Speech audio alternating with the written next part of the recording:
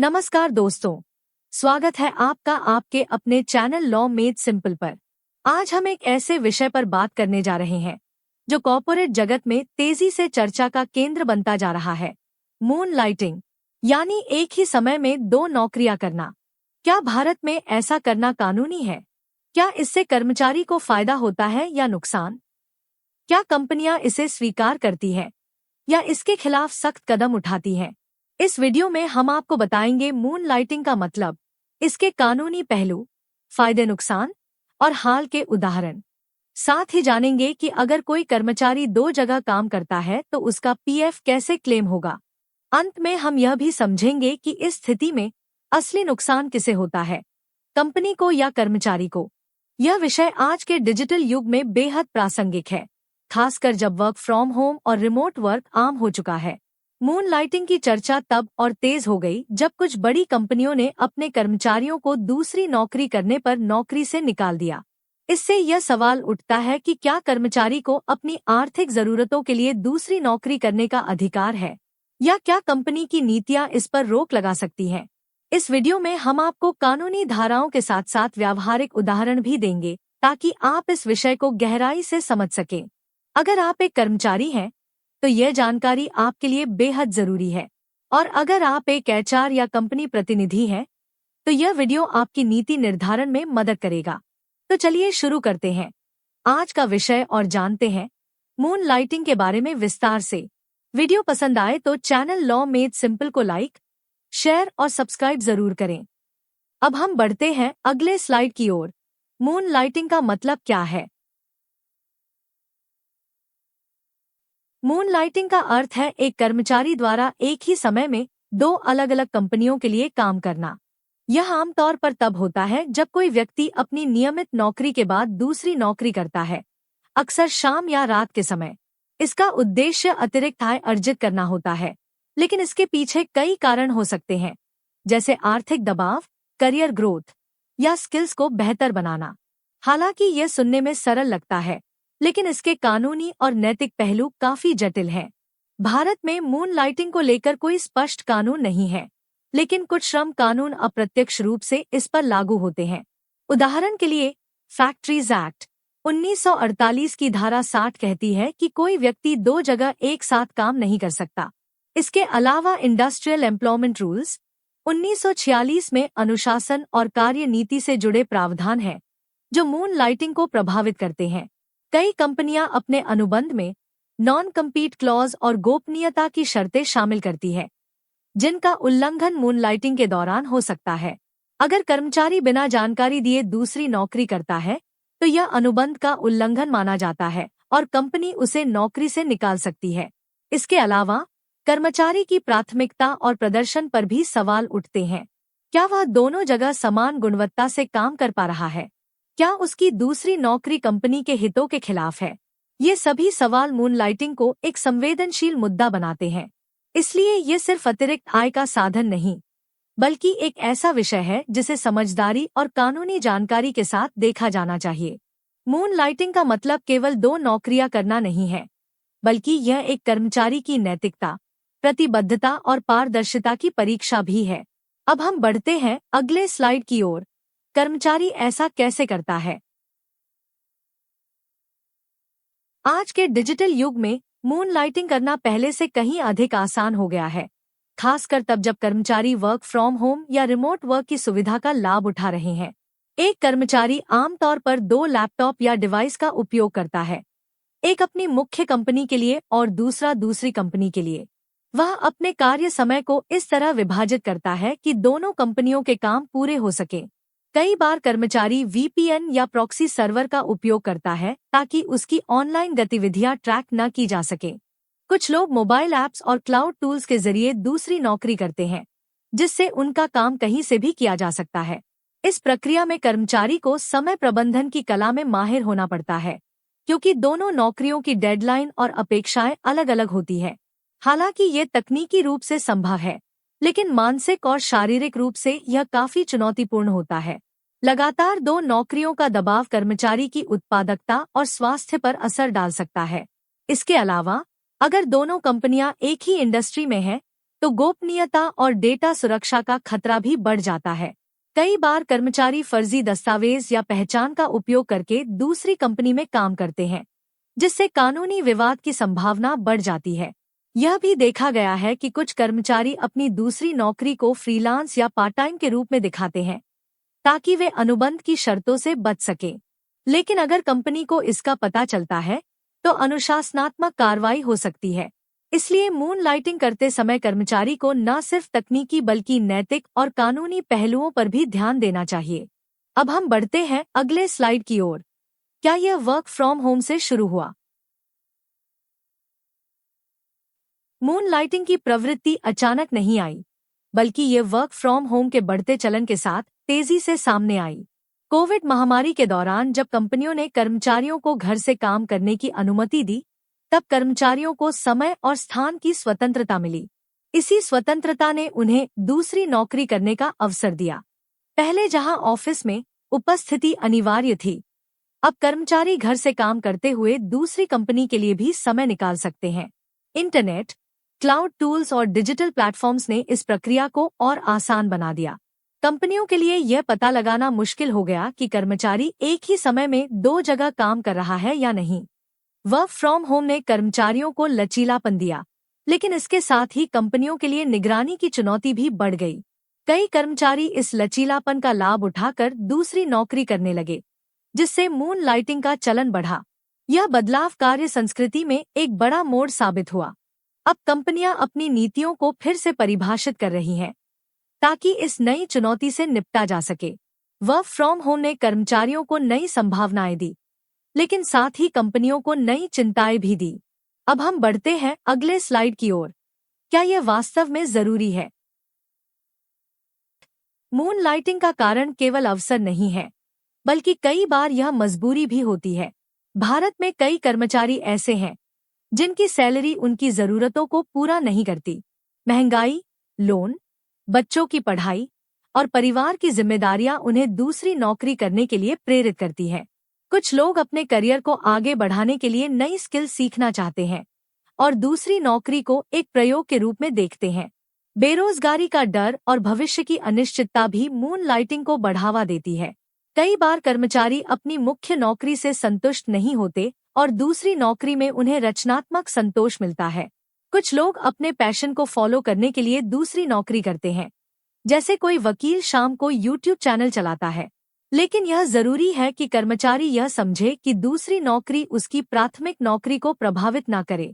अगर दूसरी नौकरी के कारण मुख्य काम में गिरावट आती है, तो ये न सिर्फ अनुशासनहीनता है, बल्कि कंपनी के लिए नुकसानदायक भी है। इसलिए मून लाइटिंग को केवल आर्थिक दृष्टिकोण से नहीं, बल्कि नैतिक और पेशेवर दृष्टिकोण से भी देखना चाहिए। यह जरूरी है कि कर्मचारी अपनी सीमाओं को समझे और संतुलन बनाए रखे।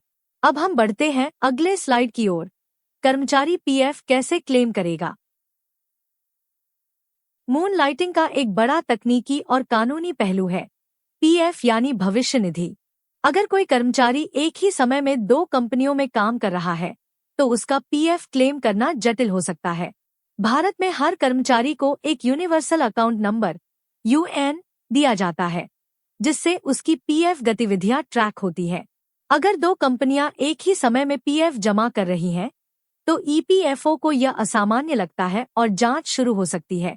इससे कर्मचारी की पहचान पर सवाल उठते हैं और कानूनी अड़चनें पैदा होती है। कई बार कर्मचारी दूसरी कंपनी में पीएफ नहीं लेते ताकि सिस्टम में उनका नाम न आए, लेकिन इससे वे भविष्य की सुरक्षा से वंचित रह जाते हैं।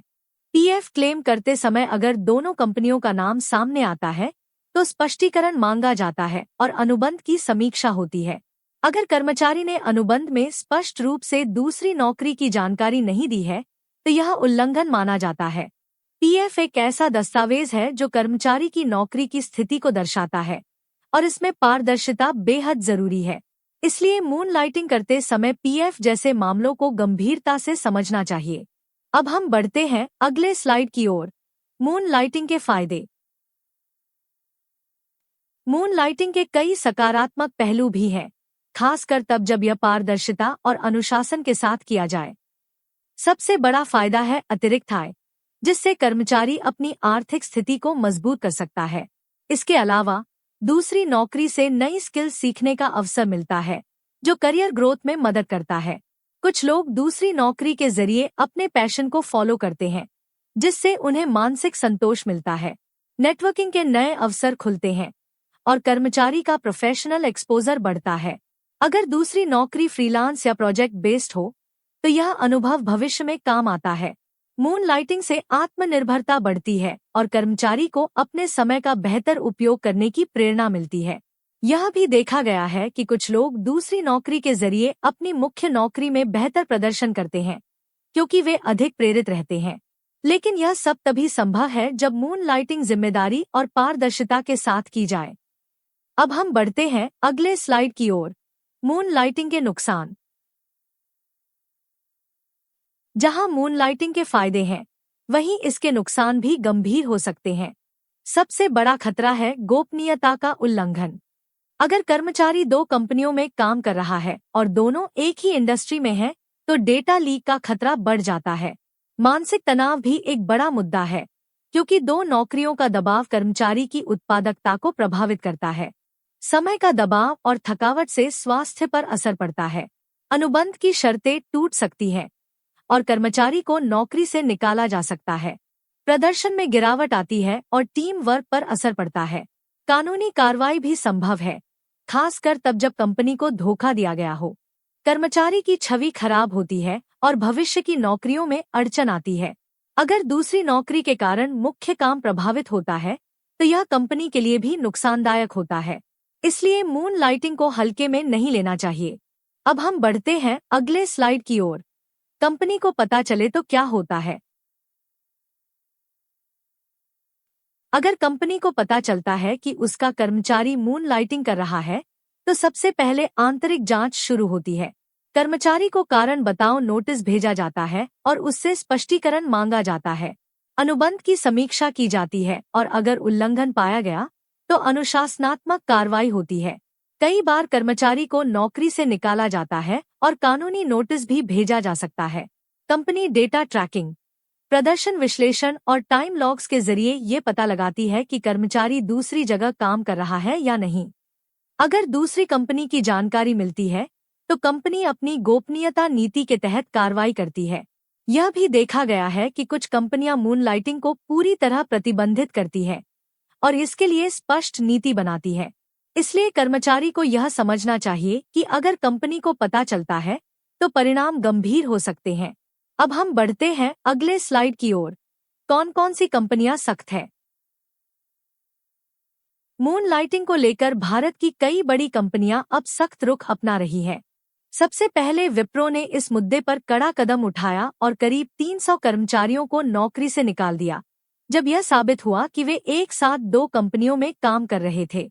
इन्फोसिस ने भी अपने कर्मचारियों को स्पष्ट चेतावनी दी कि अगर वे बिना अनुमति के दूसरी नौकरी करते हैं, तो अनुशासनात्मक कार्रवाई की जाएगी। टीसीएस ने अपनी नीति को अपडेट किया और मूनलाइटिंग को लेकर स्पष्ट दिशा निर्देश जारी किए। आईबीएम और एचसीएल जैसी कंपनियों ने अपने अनुबंधों में नॉन कम्पीट क्लॉज को और सख्त किया है, ताकि कर्मचारी दूसरी कंपनी में काम न कर सकें। टेक महिंद्रा ने निगरानी बढ़ा दी है और कर्मचारियों की गतिविधियों पर विशेष ध्यान देना शुरू किया है। कई स्टार्टअप्स भी अब इस मुद्दे को गंभीरता से ले रहे हैं, क्योंकि वे नहीं चाहते कि उनके डेटा या रणनीति किसी दूसरी कंपनी तक पहुंचे। इन उदाहरणों से साफ है कि कंपनियां अब मूनलाइटिंग को एक गंभीर खतरे के रूप में देख रही हैं और इसके खिलाफ सख्त कदम उठा रही हैं। इससे कर्मचारियों को यह समझना जरूरी है कि अगर वे दूसरी नौकरी करना चाहते हैं, तो उन्हें पहले अपनी कंपनी की नीति को समझना और उसका पालन करना चाहिए। अब हम बढ़ते हैं अगले स्लाइड की ओर। कौन कौन से कानून लागू होते हैं? भारत में मूनलाइटिंग को लेकर कोई एक विशिष्ट कानून नहीं है, लेकिन कई श्रम कानून और कानूनी प्रावधान अप्रत्यक्ष रूप से इस पर लागू होते हैं। सबसे पहले फैक्ट्रीज एक्ट 1948 की धारा 7 को देखें, जो कहती है कि कोई व्यक्ति एक ही समय में दो जगह काम नहीं कर सकता। यह कानून कर्मचारियों की सुरक्षा और कार्य समय को नियंत्रित करने के लिए बनाया गया है। इसके अलावा industrial employment standing orders rules 1946 में अनुशासन, वफादारी और गोपनीयता से जुड़े प्रावधान हैं, जो मूनलाइटिंग को प्रभावित करते हैं। कंपनी के अनुबंधों में अक्सर नॉन कम्पीट क्लॉज, गोपनीयता समझौते और एक्सक्लूसिविटी शर्तें होती है, जिनका उल्लंघन कानूनी कार्रवाई को जन्म दे सकता है। अगर कर्मचारी इन शर्तों को तोड़ता है तो कंपनी उसे कोर्ट में ले जा सकती है। इसके अलावा ईपीएफओ के नियम भी लागू होते हैं, खासकर जब पीएफ क्लेम में दो कंपनियों का नाम सामने आता है। कुछ मामलों में भारतीय न्यायपालिका ने भी मून लाइटिंग को अनुबंध उल्लंघन माना है, जैसे विप्रो केस में। इसलिए ये जरूरी है कि कर्मचारी अपने अनुबंध को ध्यान से पढ़े और समझें कि क्या उन्हें दूसरी नौकरी करने की अनुमति है या नहीं। कानून भले ही स्पष्ट ना हो, लेकिन नीतियां और अनुबंध इसे नियंत्रित करते हैं। अब हम बढ़ते हैं अगले स्लाइड की ओर। हाल के उदाहरण। मून लाइटिंग को लेकर हाल के वर्षों में कई चर्चित मामले सामने आए हैं। सबसे बड़ा उदाहरण विप्रो का है, जिसने 300 कर्मचारियों को नौकरी से निकाल दिया क्योंकि वे एक साथ दूसरी कंपनी में भी काम कर रहे थे। इन्फोसिस ने भी अपने कर्मचारियों को चेतावनी दी और कहा कि वे कंपनी की अनुमति के बिना दूसरी नौकरी नहीं कर सकते। मीशो जैसे स्टार्टअप में भी मून लाइटिंग के मामले सामने आए हैं, जहां कर्मचारियों ने फ्रीलांस प्रोजेक्ट्स में हिस्सा लिया। बिजूस में जब बड़े पैमाने पर छंटनी हुई तो कई पूर्व कर्मचारियों ने मून लाइटिंग शुरू की, जिससे ये ट्रेंड और तेज हुआ। सीएमआई की रिपोर्ट के अनुसार भारत में बेरोजगारी दर 7.7% तक पहुंच गई है, जिससे लोग अतिरिक्त आय के लिए दूसरी नौकरी की ओर आकर्षित हो रहे हैं। महामारी के बाद डिजिटल कामकाज का विस्तार हुआ और इसी के साथ मून लाइटिंग भी बढ़ा। शहरी भारत में यह ट्रेंड अधिक देखा गया है, खासकर टेक और क्रिएटिव इंडस्ट्री में। इन उदाहरणों से ये स्पष्ट होता है कि मून लाइटिंग अब एक आम व्यवहार बनता जा रहा है, लेकिन इसके साथ कानूनी और नैतिक जोखिम भी बढ़ रहे हैं। अब हम बढ़ते हैं अगले स्लाइड की ओर। कर्मचारी दो कंपनियों में कैसे काम करता है। एक ही समय में दो कंपनियों में काम करना आसान नहीं है, लेकिन कुछ कर्मचारी इसे बड़ी चतुराई से करते हैं। वे आमतौर पर दो लैपटॉप या डिवाइस का उपयोग करते हैं, एक अपनी मुख्य कंपनी के लिए और दूसरा दूसरी कंपनी के लिए। वे अपने कार्य समय को इस तरह विभाजित करते हैं कि दोनों जगह की जरूरतें पूरी हो सकें। कुछ लोग शिफ्ट में बदलाव करके समय निकालते हैं, जैसे सुबह एक कंपनी और शाम को दूसरी। वीपीएन और प्रॉक्सी सर्वर का उपयोग करके वे अपनी ऑनलाइन गतिविधियां छुपाते हैं। मोबाइल ऐप्स और क्लाउड टूल्स की मदद से वे कहीं से भी काम कर सकते हैं। कई बार वे फर्जी दस्तावेज या पहचान का उपयोग करते हैं ताकि दूसरी कंपनी को उनकी मुख्य नौकरी की जानकारी न मिले।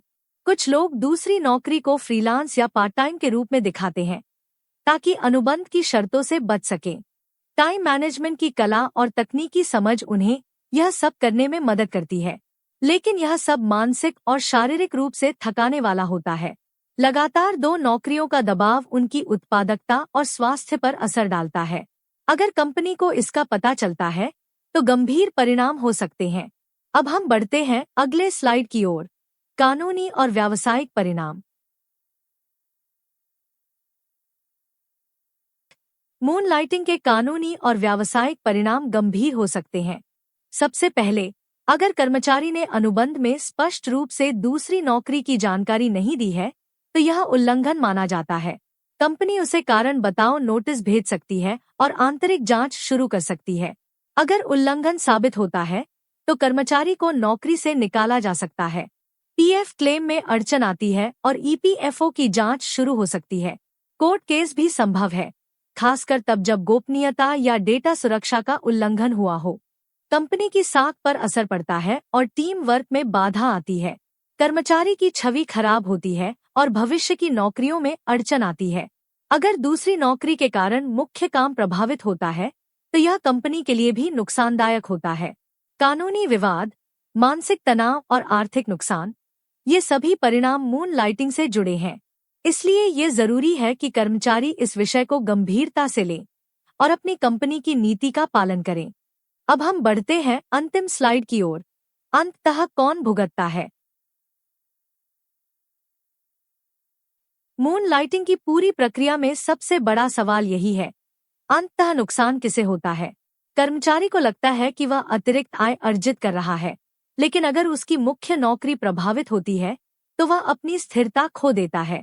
कंपनी को लगता है कि उसका कर्मचारी वफादार नहीं है, जिससे उसकी साख और टीम वर्क पर असर पड़ता है। अगर गोपनीयता का उल्लंघन होता है तो कंपनी को कानूनी नुकसान उठाना पड़ता है। कर्मचारी मानसिक तनाव में रहता है, उसकी उत्पादकता घटती है और भविष्य की नौकरियों में अड़चन आती है। पीएफ क्लेम, अनुबंध उल्लंघन और कोर्ट केस जैसी समस्याएं उसे घेर लेती हैं। दूसरी ओर, कंपनी को नए कर्मचारी की भर्ती, ट्रेनिंग और निगरानी में अतिरिक्त खर्च करना पड़ता है। इस पूरी प्रक्रिया में दोनों पक्षों को नुकसान होता है, लेकिन सबसे ज्यादा नुकसान कर्मचारी को होता है क्योंकि वह अपनी स्थिरता, छवि और भविष्य की संभावनाओं को खो देता है।